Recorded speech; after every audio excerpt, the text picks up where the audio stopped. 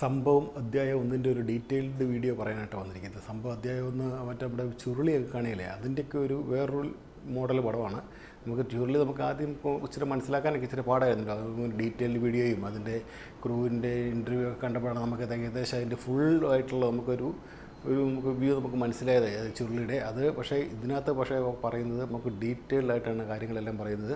ഒരു time loop മൂവിയാണ് കാണിക്കുന്നത്. നമുക്ക് കറക്റ്റായിട്ട് അവർ പറഞ്ഞു തരുന്നുണ്ട് എങ്ങനെ ടൈം ലൂപ്പ് ഇവിടെ ഉണ്ടായി, അതിൻ്റെ മുന്നുള്ള കാര്യങ്ങൾ, ഇവരെ ചുറ്റുന്ന കാര്യങ്ങൾ, ഇതിലെല്ലാം എന്താണ് കാര്യങ്ങളെന്നൊരു ഡീറ്റെയിൽ ആയിട്ട് അതിനകത്ത് പറഞ്ഞിട്ടുണ്ട്. അതുകൊണ്ട് നമുക്ക് ഭയങ്കര ഇൻട്രസ്റ്റിംഗ് ആണ് ഈ പടം കാണാൻ.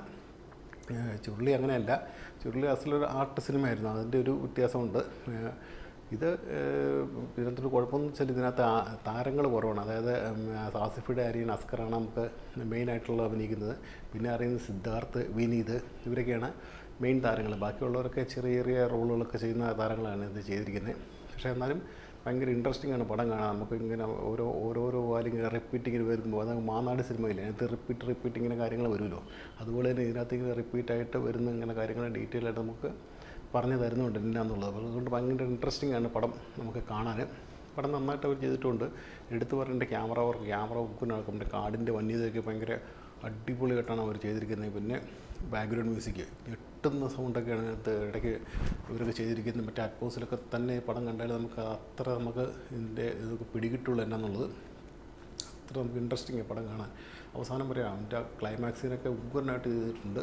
എന്നെ അസ്കറിന് മിക്കവാറും നല്ല റോളുകളൊക്കെ കിട്ടാൻ സാധ്യതയുണ്ട്. അതുപോലെയാണ് അസ്കർ നന്നായിട്ട് ചെയ്തിട്ടുമുണ്ട്. ചെറിയൊരു ബഡ്ജറ്റിൽ ഒരു ടൈം ലൂപ്പ് മൂവി നന്നായിട്ട് നമുക്ക് മനസ്സിലാക്കാൻ പറ്റുന്ന രീതിയിൽ ചെയ്തിട്ടുണ്ട്. ചുരുളി സിനിമയിലെ ഒരു വട്ടം വരച്ച കാണിക്കില്ല, വട്ടം ഇങ്ങനെ ഒരു വട്ടം ചുറ്റുന്നു, അങ്ങനെയൊക്കെയുള്ള അതൊക്കെ ഇതിനകത്ത് കാണാൻ പറയുന്നുണ്ട്. പിന്നെ ഇതിൻ്റെ ആദ്യം ഒരു ഗ്രാമത്തിലേക്ക് പോകുന്നത് ഒരു ജീപ്പിലാണ്. ആ ജീപ്പ് നമുക്ക് ചുരുളിനെ ഓർമ്മിപ്പിക്കും. ചുരുളി സിനിമയിൽ ആദ്യം ഇവർ പോകുന്നത് ജീപ്പിലാണല്ലോ.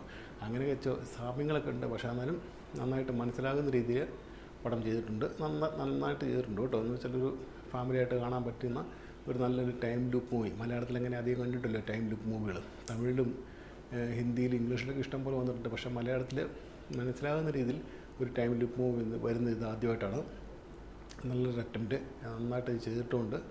ഒരു ചെറിയൊരു ഷോർട്ട് മൂവി ആയിരുന്നു ഇത്. അതിനെ വലുതാക്കി എടുത്തതാണ്. കഴിഞ്ഞ ദിവസം ഞാനൊരു ഷോർട്ട് മൂവി നോക്കിയപ്പോൾ അതിനകത്ത് ഇല്ല, അവരത് എടുത്ത് മാറ്റി അത് വലുതാക്കി തന്നെ കണ്ടവർക്ക് പറഞ്ഞത്.